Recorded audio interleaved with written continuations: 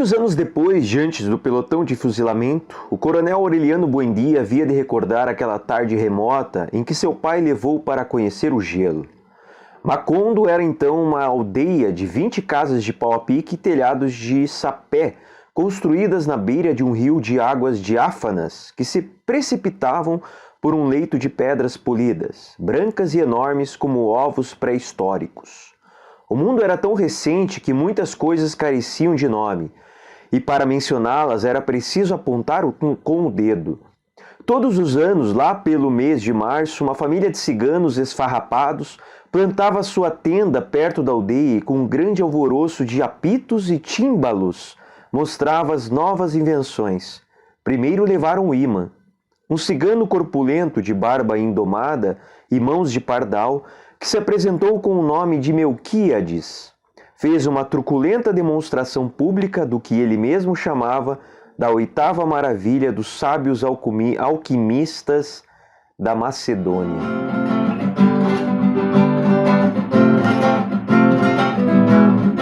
Beleza, galera? Eu sou o professor Carlos, este é o canal Prof. Carlos Muchacho. Sejam todos bem-vindos, sejam todos bem-vindos. Então hoje, pela introdução vocês puderam perceber que eu vou falar de literatura. Então, e não qualquer livro, Não que algum livro fosse considerado qualquer, mas eu estou falando de uma grande obra que é o 100 Anos de Solidão, do Gabriel Garcia Marques, o seu apelido, conhecido como Gabo. Então perceba que essa parte inicial que eu fiz a leitura é ali a introdução, como começa o livro, é uma parte belíssima, muito bonita a forma que se fala. E essa parte, ele já está, além de ele estar ali apresentando a cidade de Macombo, o que ele está fazendo? Ele está descrevendo como se fosse a gênese de tudo, Quando você pega lá na Bíblia, tem a gênese, que seria o início, aqui é a mesma relação. Então a literatura do Gabo, no caso 100 Anos de Solidão, vocês vão perceber aqui a partir do vídeo que ele tem uma referência muito direta à Bíblia e uma referência a várias outras questões, como a Bíblia, a América Latina como um todo, a questão das características do latino-americano ser, tanto na parte física, a parte psicológica, a parte comportamental.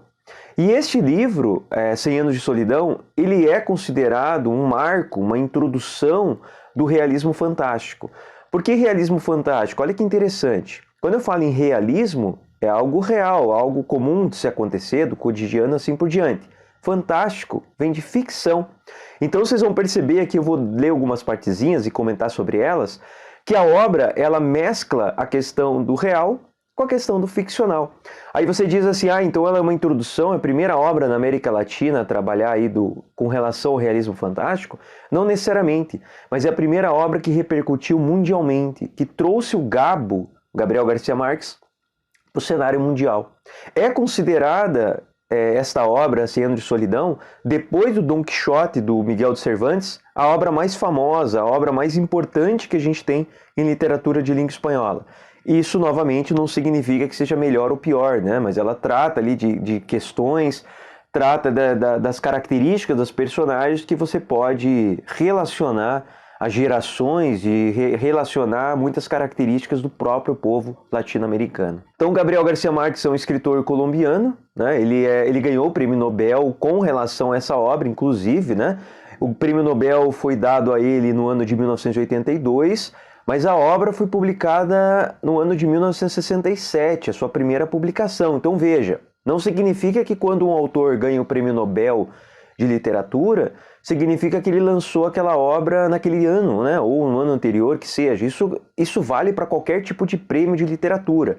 Vamos pensar que no Brasil, quando você tem o Prêmio Jabuti, que é o mais importante de literatura brasileira, às vezes anos depois, muito tempo depois, o autor é reconhecido por uma grandiosidade de uma obra muito forte, muito importante, muito interessante, que foi publicada naquele ano e é considerada a maior obra daquele ano, a maior obra de um período, de língua portuguesa. O prêmio mais consagrado que a gente conhece é o Prêmio Camões, E literatura mundial é o Prêmio Nobel, que começou em 1901.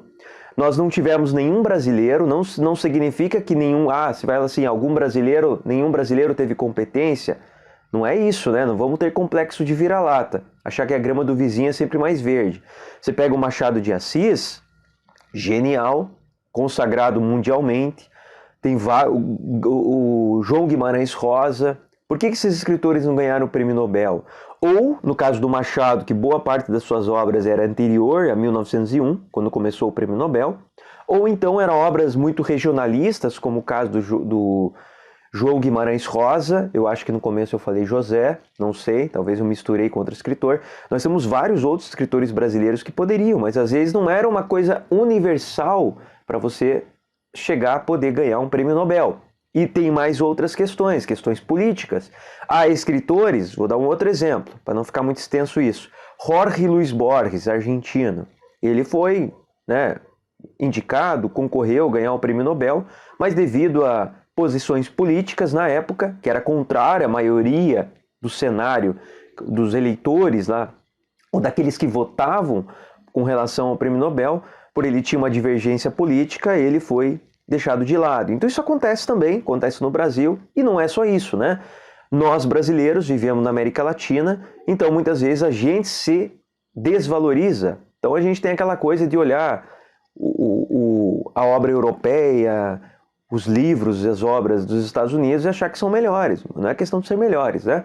A gente tem que pensar nisso, que há escritores fantásticos, maravilhosos em todas as partes do mundo, e saber valorizar o que é nosso também. Sem mais delongas, vamos voltar aqui para o Gabriel Garcia Marques, para os 100 Anos de Solidão. Mas antes de a gente fazer uma análise aí de algumas partes da obra, eu li alguns trechinhos, coloca aqui para mim nos comentários. Você já leu 100 Anos de Solidão? Você já leu alguma outra obra do Gabriel Garcia Marques? Você gosta de literatura colombiana, gosta de literatura de língua espanhola, gosta de literatura da América Latina? Quer que eu faça mais vídeos relacionados a essas obras? Tem algum autor que você gostaria que eu fizesse vídeo, é claro, né? Tem uma grande chance da maioria eu nem conhecer, eu nunca ter lido. Mas vamos ver, vamos trocar uma ideia aí. Vai que a gente leu o mesmo livro, vai que você leu esse livro e a gente possa discutir. E também alguns pontos que eu não fale aqui você possa complementar aqui no vídeo, beleza? Então vamos continuar aí. Então a obra também trata de anseios, de características, de questões de sofrimento, de marginalização que a gente tem com relação ao povo latino-americano. Tanto nós passamos isso para fora, quanto o mundo de fora vê isso com relação a nós, né? A gente pode pensar num eurocentrismo. O que é eurocentrismo? Europa como centro, né?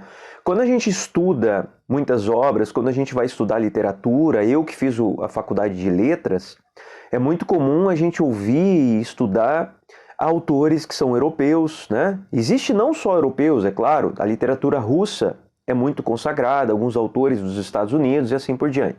Mas é comum, se a gente for ver de uma maneira geral, você estudar autores europeus, né? Até mesmo se você for ver o berço da literatura e assim por diante. Não significa que você tenha que deixar de lado. Mas esse eurocentrismo é interessante você pensar que a gente tem obras tão importantes quanto essas obras consagradas europeias, mas elas não têm essa importância no cenário literário, no cenário mundial. Porque elas são piores? Não é isso, mas é que elas vêm de países que são colonizados, ou então países que são considerados de terceiro mundo, ou países que estão em desenvolvimento, têm essas características, mas é claro que elas têm a sua importância e assim por diante. E só para concluir essa reflexão, vamos pensar se o Machado de Assis, já que eu comentei no começo, é o escritor mais importante de língua portuguesa do Brasil, talvez, né? Tem muitos escritores no nível do Machado, claro que você tem. Mas o que acontece é assim, vamos pensar se o Machado de Assis tivesse nascido na Itália, na França, na Alemanha. Não sou eu que estou dizendo, muitos teóricos dizem, muitos literários dizem, que provavelmente ele seria considerado um dos grandes nomes da literatura mundial, né?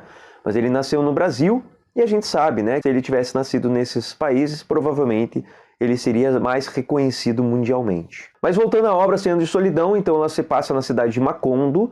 É interessante saber que Macondo, o Gabriel Garcia Marques, ele teve, assim, ele sonhava, ele idealizava um mundo perfeito, né? Um mundo onde começasse do zero, como uma gênese que eu falei da relação com a Bíblia, onde tivesse uma paisagem, onde tivesse um cenário, onde tivesse as pessoas ali sem maldade, sem defeitos, começando do zero, um local onde nunca ninguém tivesse morrido, né? Tivesse mesmo o nascimento de tudo. E essa imaginação do autor, ele passa isso nos 100 Anos de Solidão, criando uma cidade, criando uma região chamada Macondo. É uma região que fica entre montanhas, onde as águas são cristalinas, são puras, né? A natureza é pura, o canto dos pássaros, né? Aquele cenário belíssimo, né? Onde você não tem uma civilização, você não tem assim uma cidade muito grande, muitas pessoas, poluição, não tem nada disso. E ali começa tudo, as pessoas começam a construir as coisas. E a cidade começa ali com uma família chamada, que tem o sobrenome Buendia. Então esses 100 anos de solidão são 100 anos que você divide em 7 gerações dos Buendias, né? Começando por José Arcádio Buendia e a mulher Úrsula. A Úrsula, você poderia considerar ela como a protagonista da história, né? Por quê? O José Arcádio Buendia é muito importante, os seus filhos, netos, bisnetos e assim por diante também. A Úrsula, por que eu coloco ela como a protagonista? Porque desde o início da obra até o final dela, durante 100 anos, ela está passando por todas as gerações. Então são 7 gerações. A obra começa lá com José Arcádio Buendia e Úrsula. Eles são primos, inclusive, já vou falar de algumas características com relação a isso. E aí vai vindo. E aí eu vou mostrar para vocês uma coisa interessante aqui na obra. Veja só. Para você ler 100 Anos de Solidão, é importante você buscar uma edição que tenha, o bom que a maioria tem, uma árvore genealógica. Por que isso acontece? Vamos ver se vocês conseguem identificar aqui, ó. Você vê lá que começa com José Arcádio Buendia e Úrsula Iguarã. Aí você tem aqui, eles são da primeira geração. Tiveram 3 filhos. José Arcádio, a Rebeca foi adotada. Tiveram Amaranta e o Coronel Aureliano. E a Remédios também foi adotada. O filho que nasceram deles, José Arcádio, Amaranta e o Coronel Aureliano, que no início da história já cita ele desde o comecinho. E aí a segunda geração são eles, terceira, quarta, quinta, sexta e 7ª geração, que é outro chamado Aureliano. E aí perceba uma coisa, os nomes Arcádio e Aureliano, para os homens, sempre se repetem. E o interessante disso não é só que repete os nomes, eles repetem as próprias características. Então os Arcádios ou os Aurelianos, né, que vão se alterando, eles não só vivem e sofrem por questões muito parecidas, como eles, não quero dar spoiler, mas alguns que morrem de forma também bastante parecida.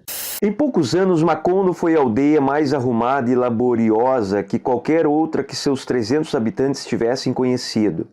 Era de verdade uma aldeia feliz, onde ninguém tinha mais de 30 anos e onde ninguém tinha morrido. Desde os tempos da fundação, José Arcádio Buendia construía sapões e gaiolas. Em pouco tempo encheu de corrupiões, canários, azulões e tiê-sangue. Não só a própria casa, mas todas as da aldeia. O concerto de tantos pássaros diferentes chegou a ser tão atordoante que Úrsula tapou os ouvidos com cera de abelha para não perder o senso da realidade. A primeira vez que a tribo de Melquíades chegou vendendo bolas de vidro para a dor de cabeça, todo mundo se surpreendeu que eles tivessem conseguido encontrar aquela aldeia perdida no marasmo do Pantanal. E os ciganos confessaram que tinham se orientado pelo canto dos pássaros. E alguma das coisas mais interessantes que a gente tem na obra, assim, é essa relação da ficção, né, do fantástico e tal. É realismo fantástico. O que a gente tem dessa parte de ficção, a gente pode perceber na obra que tem coisas que acontecem que seriam improváveis, né? Poderia passar dias e dias chovendo sem parar, um único segundo. Pode acontecer de uma personagem comer reboco de parede, comer terra e não se alimentar de comida em nenhum momento. Ou então, no caso da Úrsula e do José Arcádio, os dois serem primos, e eles se gostarem, mas a Úrsula não queria ter relação sexual com ele. Por quê? Relação sexual, o YouTube agora vai me cortar. Acho que não, né? O que acontece? Aquele medo, né, de você ter relação com alguém, com um parente muito próximo, e acontecer de nascer um filho com algum problema físico, algum problema psicológico, algum problema, sei lá, alguma questão aí que traga algum problema. E é interessante que, por causa disso, a Úrsula não quer ter relação com José Arcádio, e passa muito tempo, muitos anos sem ter relação com ele. Porque o que acontece? Tinha uma tia dela que dizia que na família tinha nascido um rapaz com rabo de porco. E ele ficava escondido em casa, nenhuma mulher tinha visto ele sem roupa, porque ele tinha vergonha. Mas isso será que é verdade? Isso é uma coisa que passava, né? A tia falava para a irmã, que falava para a sobrinha, e assim por diante. E a Úrsula sabia e falava para a família. Então ela não queria ter relação por causa disso. E esse medo, essa questão de relação que a gente tem em parentesco, isso a gente sabe que acontece nos rincões aí, não só nos cantos aí, nos lugares mais esconderijos da América Latina, mas é uma coisa bastante comum do povo, né? Do povo latino, principalmente de gerações, né, de famílias mais antigas. Essa coisa da relação entre pessoas da mesma família e nasciam pessoas com problemas. Mas aqui chega a nascer com partes de animais, né? Uma coisa que a gente sabe que seria ficção. Mas não é tão ficcional assim porque está relacionado também a uma realidade que a gente vive, né? E eu vou ler um trechinho aqui dessa relação dos dois que são primos, do José Arcádio e da Úrsula, que é o seguinte: embora seu matrimônio fosse previsível desde que viera ao mundo, quando expressaram a vontade de casar-se, seus próprios parentes trataram de impedir. Tinham temor de que aqueles saudáveis expoentes de duas raças secularmente intercruzadas passassem pela vergonha de engendrar iguanas. Já existia um precedente tremendo. Uma tia de Úrsula, casada com um tio de José Arcádio Buendia, teve um filho. A tia dela casou com o tio dele, então a família já está misturada desde muito tempo. Teve um filho que passou a vida toda com calças balão e frouxas, e que morreu sangrando depois de haver vivido 42 anos no mais puro estado de virgindade, porque nasceu e cresceu com uma cauda cartilaginosa na forma de saca-rolha, e com uma escovinha de pelos na ponta, uma cauda de porco que não se deixou ver mais por mulher alguma, e que lhe custou a vida quando um açougueiro amigo fez o favor de cortá-la com um cutelo de retalhar costela de boi. José Arcádio Buendia, com a ligeireza de seus 19 anos, resolveu o problema com uma frase só: não me importa ter leõezinhos, desde que consigam falar. Eu vou falar um pouquinho aqui das personagens femininas, né? Eu falei da Úrsula Iguarã, que é a protagonista. Aí você tem a Amaranta, que é uma das filhas deles. Você tem a Remédios, na verdade tem mais de uma Remédios na história. Existe a Remédios a Bela. Então percebam uma coisa, essas personagens, Amaranta, Remédios, Úrsula, outra Remédios e assim por diante, além de elas terem nomes muito fortes, elas têm personalidades muito fortes. O Gabriel Garcia Marques aqui na história, ele coloca os homens, de certa forma, são bestas, discutem por bobagens, têm características, ou eles se sentem um máximo por causa da questão física, né? Tem partes do corpos mais avantajadas do que o normal, se sentem mais homens por isso, né? Aí eu vou fazer um parênteses aqui, a masculinidade frágil, né? Aquela coisa que eu tenho que me sentir mais homem do que os outros, tenho que provar isso, porque senão, imagina que podem pensar de mim. E as mulheres não, claro, né? Por serem mulheres. Elas são mais fortes, elas são independentes, até os seus nomes são fortes, Úrsula, Remédios, Amaranta, e elas têm características muito diferentes uma das outras, né? A Úrsula, que eu estava dizendo que ela passa em todas as gerações, durante 100 anos de solidão, ela é aquela matriarca da família, aquela que cuida de todos, aquela mãezona. Ao mesmo tempo ela está do lado do seu marido, ela que comanda a hora que deve fazer uma coisa ou outra, ela seria mais ou menos uma luz para ele, né? Aquela que cuida dele, cuida dos filhos, cuida daquelas crianças que chegam, dos personagens ali como um todo. E todas elas têm as suas características muito fortes, né? Muito presentes.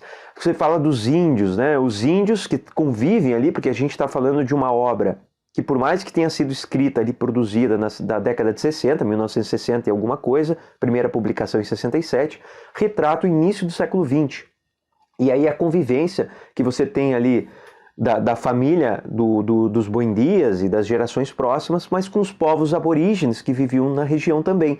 E a personagem dos índios ali, no caso, que mais se destaca é uma índia, que também é uma cuidadora. Ela é a primeira a perceber algumas características de uma personagem como a Remédios, que é a primeira a chegar, que eu tinha falado no começo. É uma menina que vem, ninguém sabe de onde, traz uma carta, traz alguns pertences pessoais, E nessa carta está escrito em língua que não é a língua do povo ali, a língua no espanhol, mas é uma língua que os índios entendem. E aí a Índia lê essa carta e percebe que ali está dizendo o nome de duas pessoas, que seriam parentes de Úrsula e de Buendia, mas ninguém conhece. Mas como ela chega ali muito pobrezinha, mal vestida, com uma aparência de doente, eles aceitam ficar com ela, mesmo que ela não fale. E essa que é a personagem que come reboco de parede e come terra também.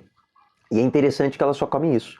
Só que chega um momento, tá todo mundo dormindo, essa índia, ela chega na casa, uma hora ela entra e ela percebe que Remédio está sentado numa poltrona dormindo com o olho aberto. Na verdade, ela não está dormindo, ela está acordada. E ela fica meio assustada, conta para a família, todo mundo percebe. Daquele momento em diante, é interessante que ninguém mais começa a dormir. Começa por José Arcádio e Úrsula. A Úrsula já é a segunda noite que está preocupada, pensando e não começa a dormir, não consegue dormir. É como se fosse um vírus, né, que está ali na região e começa a passar em todas as pessoas. Chega um momento que ninguém mais dorme, tá todo mundo passa a noite em claro, começa a sentir saudades de dormir, ninguém consegue dormir mais e ficam ali tentando entender o porquê. Falam as mesmas histórias, fazem as mesmas coisas, repetem as mesmas coisas porque não conseguem dormir mais.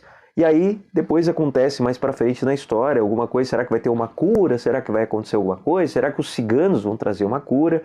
Será que eles vão tentar achar uma solução para conseguir dormir?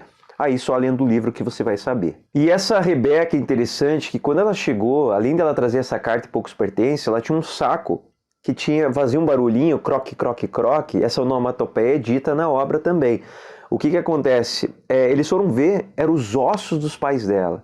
Estão sendo trazidos para ser enterrados. Então é isso, galera. Essa obra tem muita coisa para se falar sobre ela. A gente pode pensar sobre a questão da alquimia, a relação dos ciganos, a ideia ali da sociedade, da família José Arcádio e da Úrsula, essa mistura que a gente tem na América Latina de pessoas, de primo que casa com primo, irmão, tia, essa relação, né, que vai passando de geração em geração.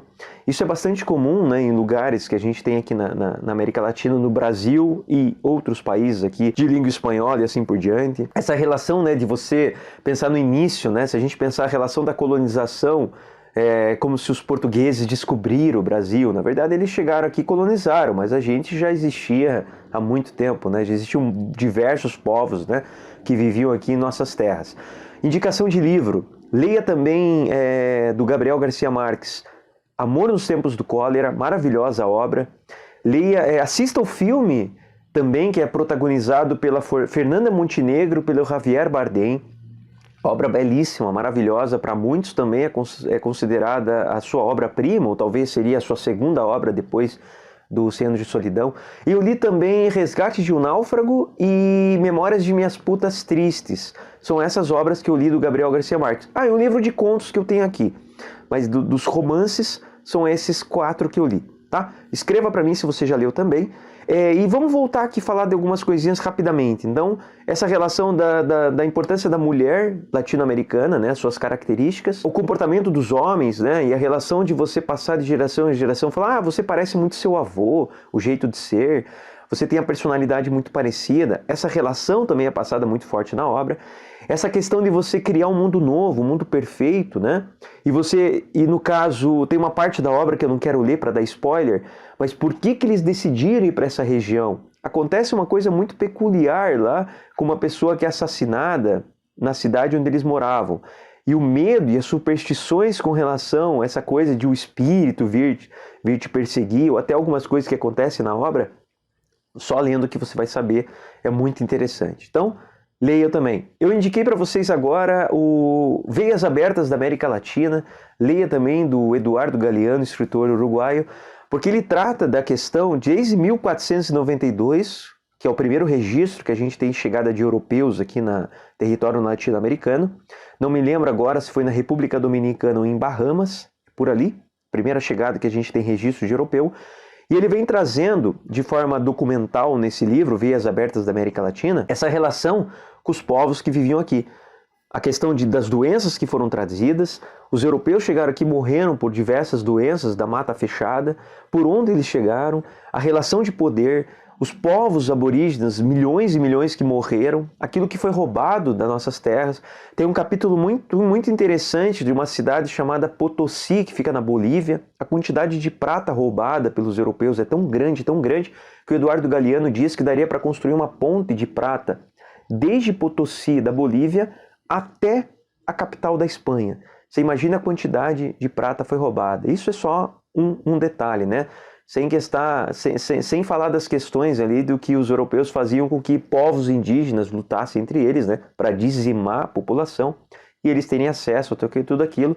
E depois, claro, toda a questão de você querer explorar, de você catequizar os povos, né, que a gente sabe que a questão da catequização tem o lado positivo também, mas tem muito lado negativo. Tem alguns filmes que tratam disso, tipo o filme A Missão. É um filme bem interessante, que é protagonizado pelo Robert De Niro. Mas é isso aí, galera.